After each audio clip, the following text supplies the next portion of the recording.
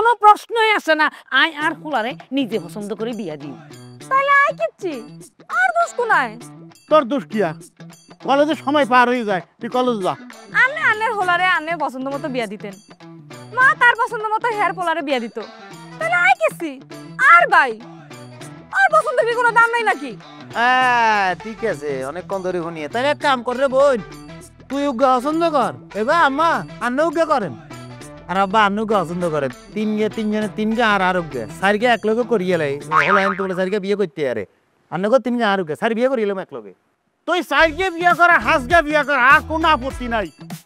I রাজুর মাস্টারের কথা দিছি কিল্লে কথা দিছেন কিল্লে আই কি আন্নারে বলছিনি কথা দিতে এগো আম্মা আন্নারে তুই শিখেছিনি না আই কিচ্ছু কই না